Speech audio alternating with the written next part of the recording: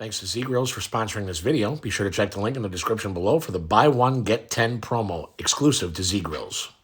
Today on All American Cooking, it's all about the beef brisket. I'm going to take you through all the steps, but before we get into it, please leave a like, leave a comment. Don't forget to subscribe. It really helps this channel a lot. The brisket, the upper chest and shoulder section of the cow, also known as the full packer brisket. The point, the flat, the fat cap, all parts. Considered a treasure by most and a terrifying challenge by others. But today, we're going to make sure we get you through step by step how to smoke the perfect brisket, from the trimming to the seasoning to the smoking to the wrapping, the whole nine. So let's get into this. First things first, I like to glove up because my hands are going to get dirty, it's going to get slippery, and I don't want to cut myself. Got to make sure I've got a really good sharp knife, and I want to make sure I've got a plastic bag set off to the side so that I can put my trimmings, because nothing goes to waste. We're going to pull some excess meat off of this. That's great for grinding up into burgers. We're going to pull a lot of excess fat off of this, and that's great to render out and make your own tallow. This was a 19 3/4 pound choice brisket that I got from CP Meats in New Lenox, Illinois. Thank you to CP Meats. Always has a great selection there. So, of course, the first thing we want to do is we want to get it out of its vacuum seal wrapping. Oh, she's a big kid. I like to start off by patting it dry, mostly because I don't want to, it's less slippery that way. And it's a very sharp knife, so the last thing you want is a slip. So, how'd you learn how to do all this? Reading, watching other videos, research, and experimentation. Just You bring your dad with you to do this? Trying it. No, my pop never got into it as much as I did. And by the time I was getting more into it, he just kind of, said, well, I'm 60-something years old. I'm not ready to learn anything new, so I'll just trust you to go ahead and make it, and I'll tell you if I like it when it's done. Okay.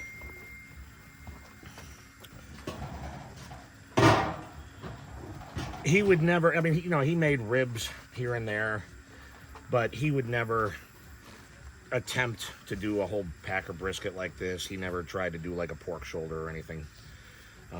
Ribs was about as far as he got. And he had his way of doing it. It, wouldn't have passed any competition style barbecue. Yeah, this is a heavy kid. I need a bigger butcher block. Well, I got one, but it's inside and it's about 90 pounds. I feel liking that thing around. So this is the fat cap side, and this thinner part over here is known as the flat, and this bigger, thicker part over here is the point.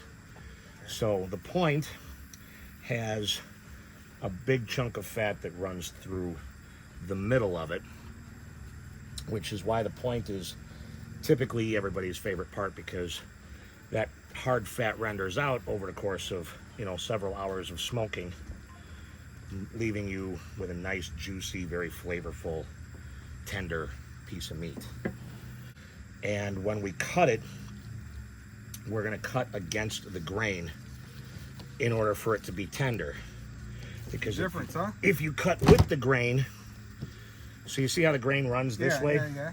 So if you cut it like this, that's where it becomes, where it's stringy and it's tough, even though it's been really cooked. Never knew that. So if you cut against the grain, you shorten up those fibers, which makes a much more tender piece of meat. So once we got this kid patted dry, I'm going to work on the underside here first, because you see we got some silver skin, we got some excess fat that we don't need over here.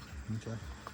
So You sharpen your knife professionally, or you get it done professionally? I've got a whetstone, so I do it myself. So like all this silver skin here, this is, this is nobody's friend. This isn't going to render out. It's not going to get any softer, no matter how much you cook it. So I like to get rid of as much of that as possible. And the easiest way to do that, like when you're doing a rack of ribs, on the concave side, it's got that membrane. Yes. Same concept here. It's kind of like a membrane. It's kind of tough. So if you grab a hold of it with a paper towel and you hold it really tight like that, and then just kind of run your knife gently underneath there. I worked at a restaurant these days. Yeah. And it comes off pretty easily. I like to have a kind of an aerodynamic chunk of meat. So I got all this over here. This is really, really thin compared to the rest of it. So this is going to overcook, right? So I don't want that. I don't want that. We're just going to get rid of all that. You want that piece of meat? Okay. So what I do with these extra pieces of meat, a couple different things. One is I might cube this up and cook it up and feed it to Obi with some of his food. Or another thing that I like to do is when I got like nice big chunks of brisket meat plus the fat like this will go into my meat grinder with sirloin and short rib meat to make my own burger meat. Oh yeah. So when I do burger meat, it's usually equal parts brisket, sirloin, and short rib. The short rib's already well marbled, so there's fat in there. Sirloin's pretty lean, but it's got a nice rich flavor. And then the brisket has a good chunk of fat. So there's where between the short rib and the brisket, I'm getting really rich beefy flavor plus the fat. And then the sirloin just rounds it out with a little more rich beefy flavor without as much fat. So see, now we're getting a little bit more into the thicker area, whereas that was like super flat, so that was just going to overcook. This will overcook a little bit, but not nearly as bad. So we're a little bit more even here. I like to even out the playing field. So, and then just also to keep it a nice, neat package, so you don't have these. Well, you cook the whole thing like this, right? Oh yeah, yeah. You don't cook it. Okay. Yeah, but I like to, just make it look nice, make it even. All right, this stuff over here, it's not as crucial, but just to neaten it up a little bit, we'll get rid of some of that. And then, like I said, because that's more silver skin, we're not saving that. That's going to get properly disposed of. But all the bigger chunks, the fat we render down, turn into tallow. And the leftover bits of meat, if they don't get into the grinder, they get into the Obi. Cool. We're going to take some of this off, though. Just kind of round this out. Because this is going to be part of that ribbon of fat that cuts through the middle of the point. Okay. My Korean buddy at the store is asking, who is he? Who is he? I'll say, you got your own cooking show, All American Cooking. His name's Mike. Yep, that's me.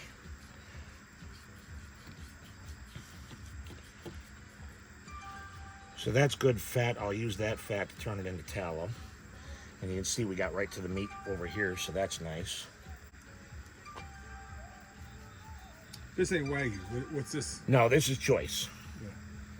This is a choice brisket.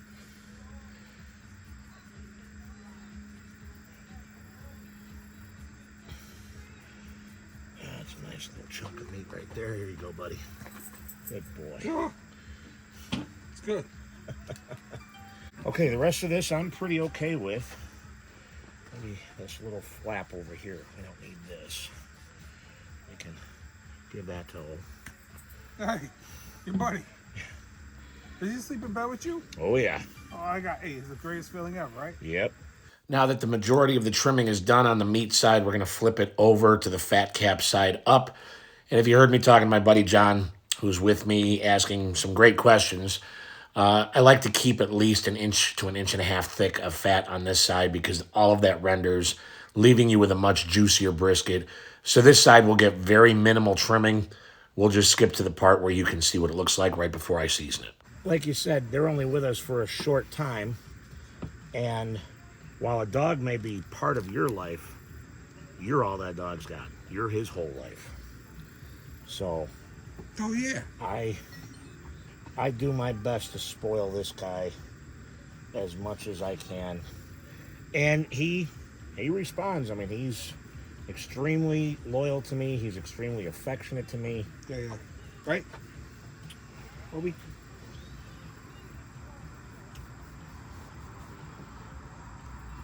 And he makes me feel like I'm the best cook in the world because Yeah. when I cook for him, boy, does he get excited. All right, so we're just kind of rounding this out. We're getting rid of this excess fat on this side. They sell the same exact, like this size at Costco too? Yeah. Yeah. So that's looking pretty good. Like I said, now it's just more about just kind of neatening it up. Getting it a little more aerodynamic. One more bite. Good kid. So I'm pretty happy with this. A little bit more of this fat off. 'Cause like I said, I don't want to take too much fat off the fat cap. The fat cap serves a purpose. Yeah. You know, this is to Flavor, this right? fat is going to render, and especially on this flat side because you see there's not a lot of marbling in here. Yeah.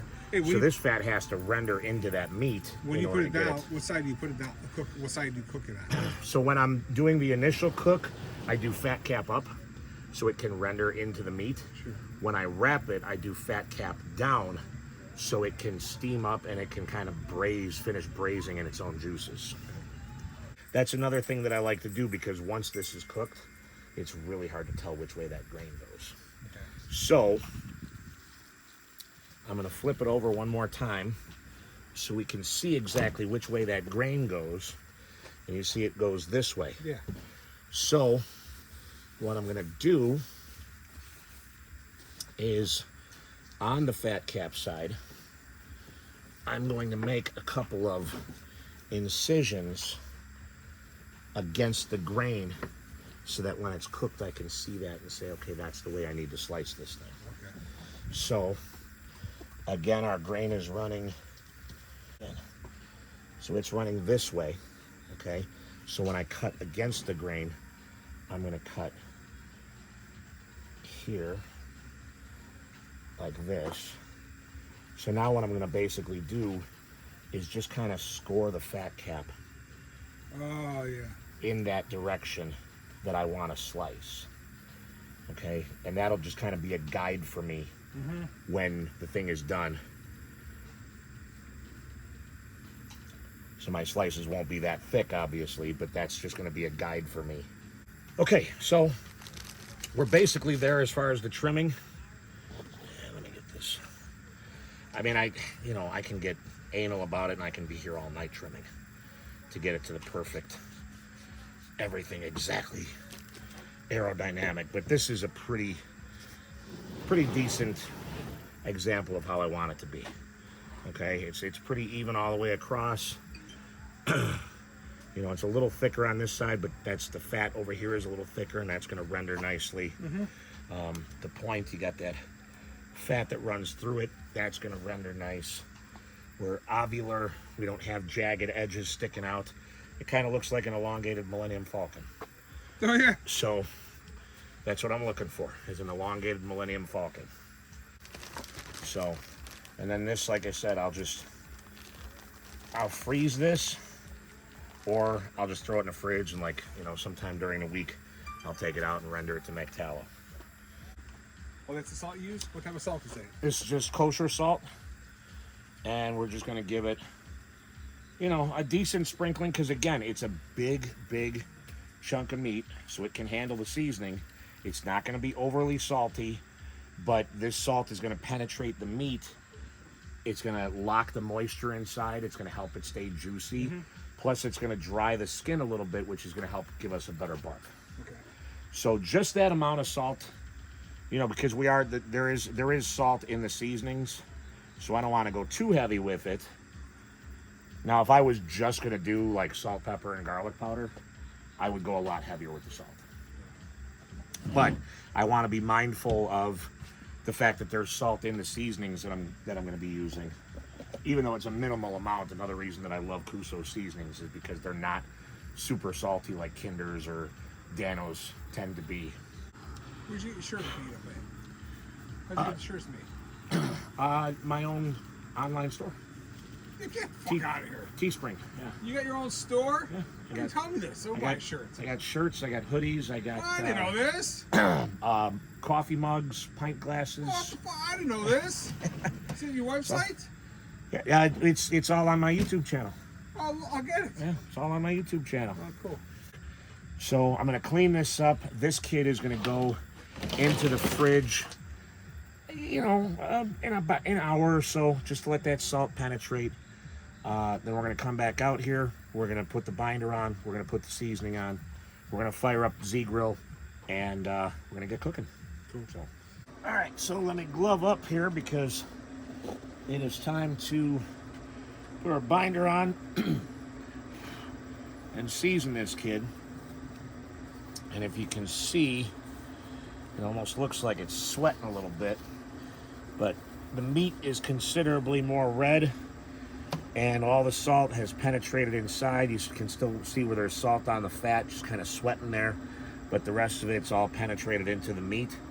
So our meat is well seasoned. We're going with Wagyu tallow as the binder. South Chicago packing, gotta love them. And we're just gonna load this kid up. And this is gonna melt nicely. It's gonna render more. It's gonna give it more richness. And it's gonna make it taste amazing. So you just spread it around. Make sure you get, you know, all your edges and stuff like that.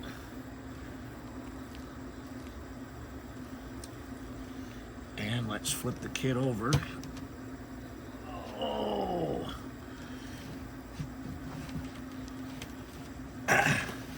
Quarter sheet rack isn't big enough for this thing. I need a half sheet pan.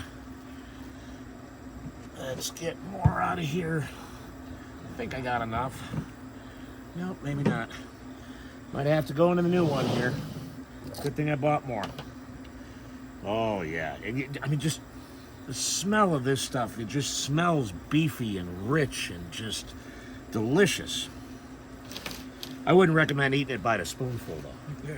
You know, this isn't something you want to throw in the freezer and have as an ice cream snack in the middle of the night. I'm not telling you not to do it, but I wouldn't recommend it.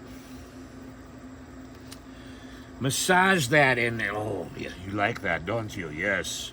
Welcome to my massage parlor.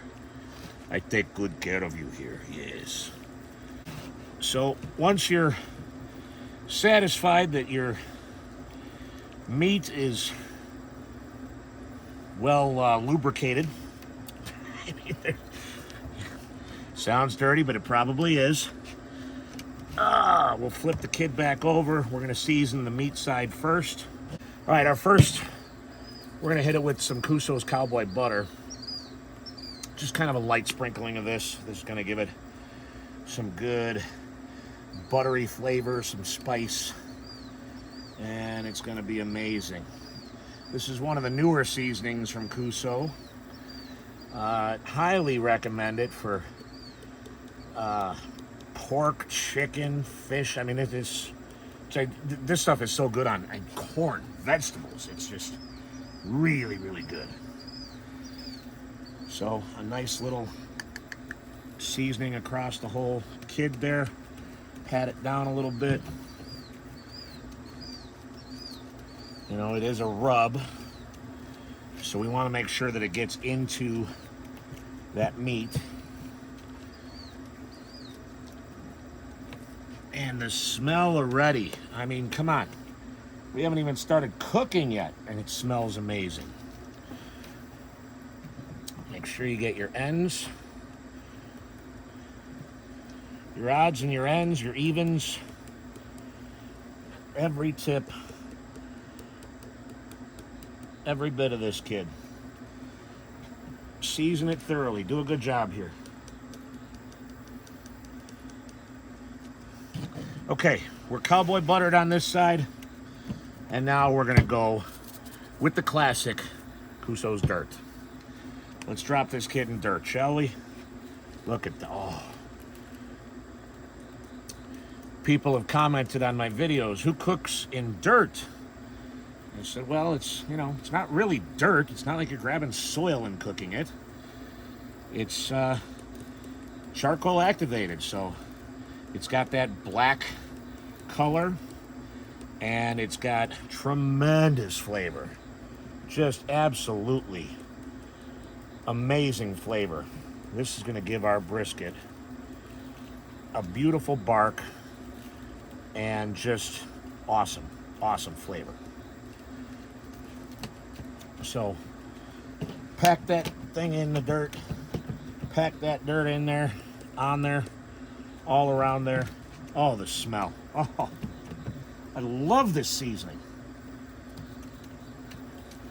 Okay, when you're satisfied that the meat side of your brisket is Cowboy buttery and dirty, we're going to very carefully attempt the one-hand flip. This is a heavy kid. It's floppy. I don't know if I'm gonna get this, but we're gonna try. Oh, my Lanta. Success. All right, same thing on the other side now. Cowboy butter. And we don't have to go as heavy because this is the fat cap side, you know, so it's not really going to penetrate, but it's going to help flavor that fat as that fat renders out through the meat. You know, this is going to probably be on a smoker. This is almost a 20-pound brisket, maybe 18, 17 and some change after trimming. So we're probably looking at a good 13 to 14 hours on the smoker, maybe more. So we want to make sure it's got flavor. I do have some more Cowboy butter in there if I need it, but I think we're going to be okay because, again, this is our fat cap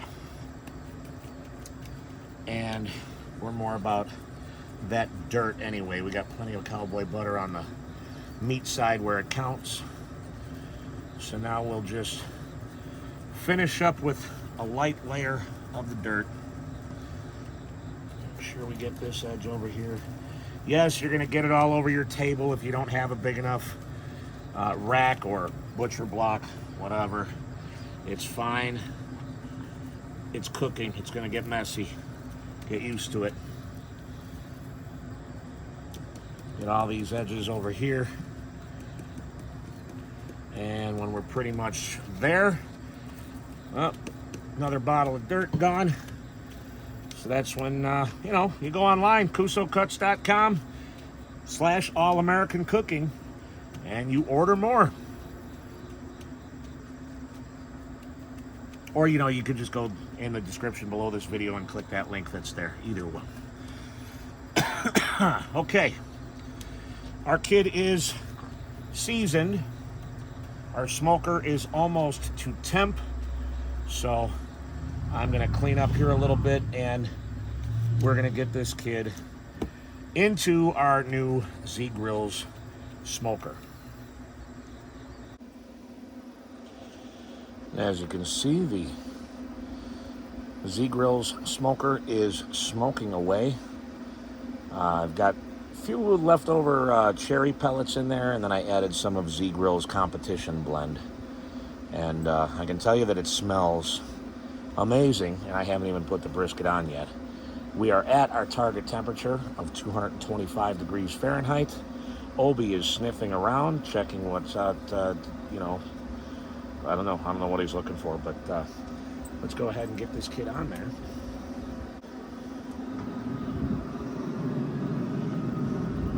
Oh, yeah. Very nice.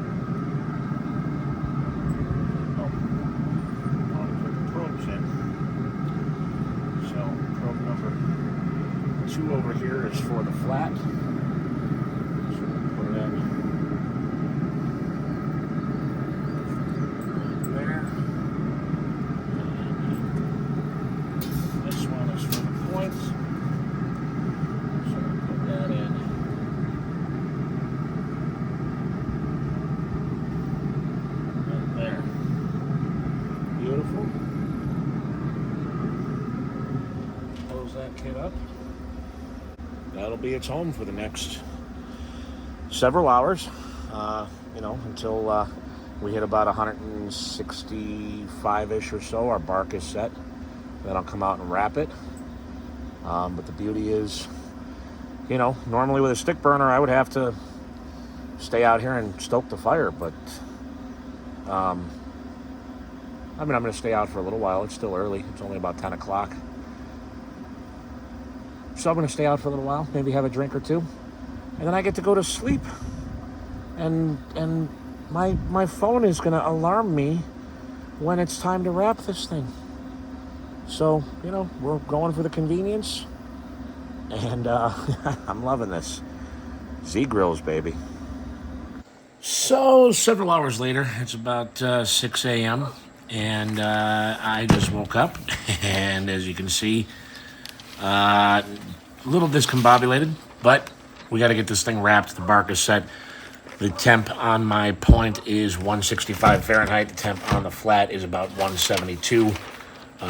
We did hit a stall for, a couple hours, and I almost ran out of pellets, so I took care of that, and everything is running the way it should be now, so time to wrap this kid.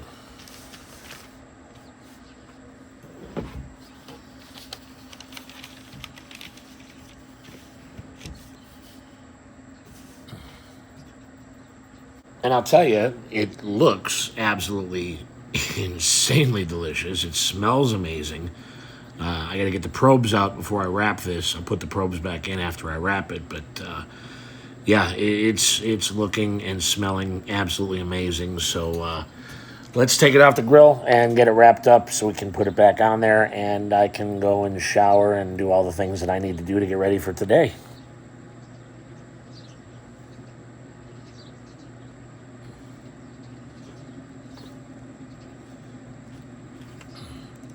I mean, just look at that kid. I mean, it's just there's pools on it. It's the bark is gorgeous. Again, I'm not totally awake here. I'm used to doing this when I've been up all night and drinking and a lot more alert. So you don't want to hire me to wrap your presents because I'm a bad wrapper.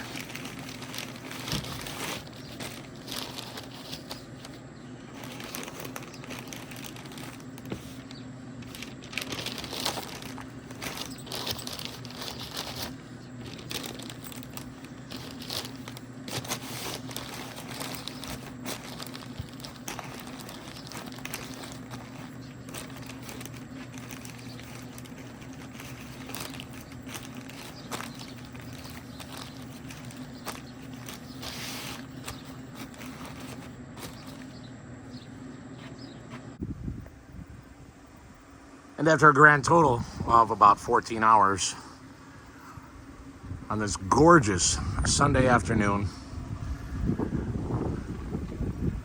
out here in beautiful Manhattan, Illinois, the smell coming off of this grill is absolutely insane. It's beautiful. I had cranked the heat up to 250. Our flat is sitting at 212, our point 190.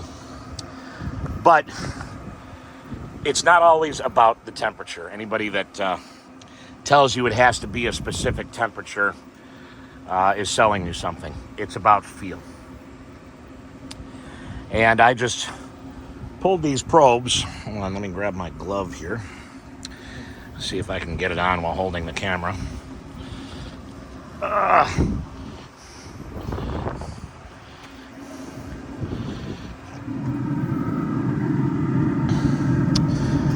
So you see,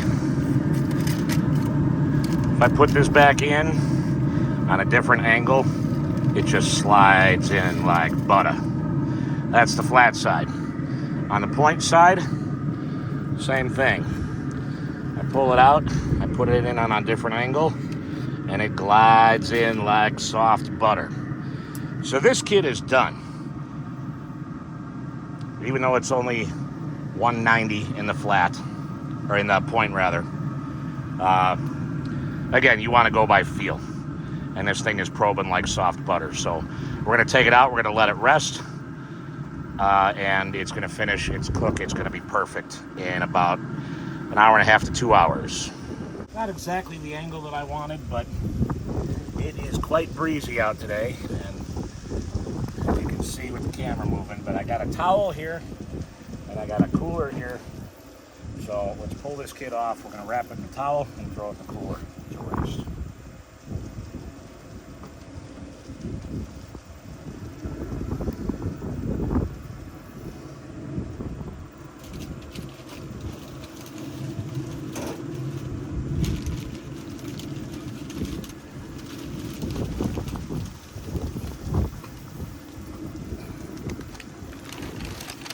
And it is a jiggly, beautiful brisket.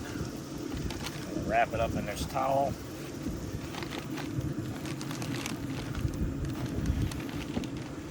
And into the cooler she goes. Oh, just barely fits. Okay. That'll rest there for the next hour and a half to 2 hours while I prep my side dishes, and we'll be eating. So we'll see you when we make the next slice, or the first slice, I should say. All right, so it's a little windy out there for the live audio, so voicing over my slicer reveal here. Got to flip it around to do the proper reveal. Attaboy. Not sponsored, but Doll Strong Slicer, one of my favorite knives, and I've got plenty of very nice knives, but this is one of my favorites. So again, it's really windy out there, really hard to get the live audio. So I'm just going to voice over. I'm going to glove up. This wound up resting for a little better than 3 hours, which was an hour and a half, almost 2 hours longer than I wanted it to rest. The result was a slightly overcooked brisket, a little over tender. Couldn't really get a good bend test out of it or anything like that, but the flavor, I mean, just the smell as soon as I open the cooler, and the heat hits you in the face, the steam right away, so it's still very hot. Definitely need the gloves for this, but yeah, guys, this is the best part. You know, this is where all the work pays off, and you get to the final product. So once we get it out of the towel and we get it out of that butcher paper, it's time to slice this kid up, and well, I'll just let you watch for yourself because it's amazing. Oh, this. Holy S. This is gorgeous. Oh my God, look at all the fucking juice that was in the paper. Nope. Nope.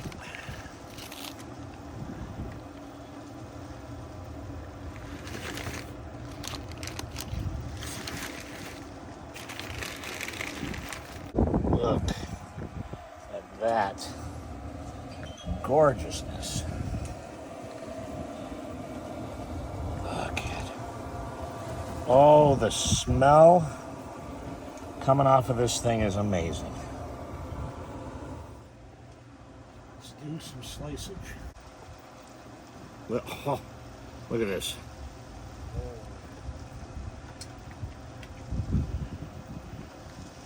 That cut through like soft butter.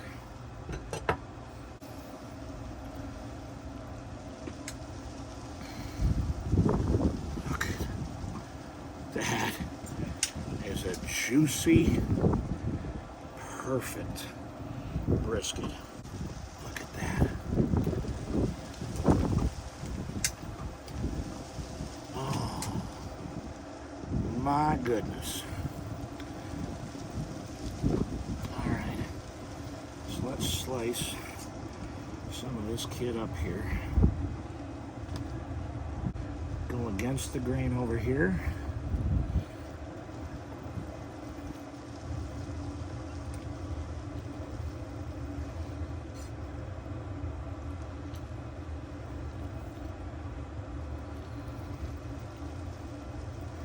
Oh my.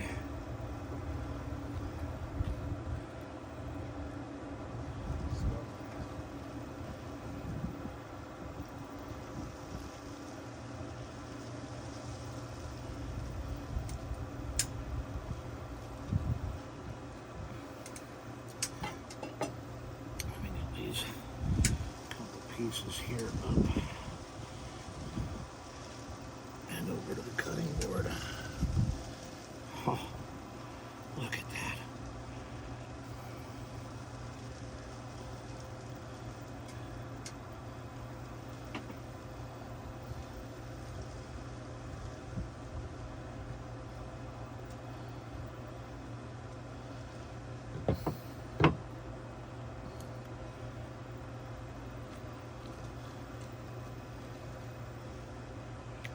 Wow.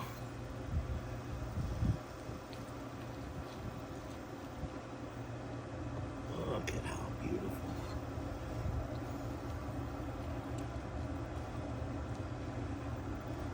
That looks funny.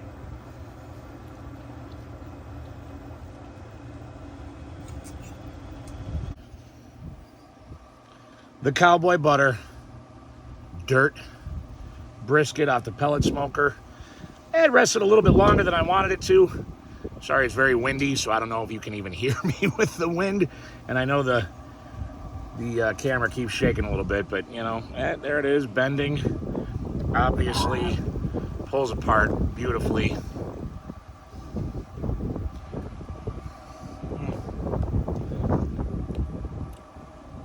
Oh my Lanta.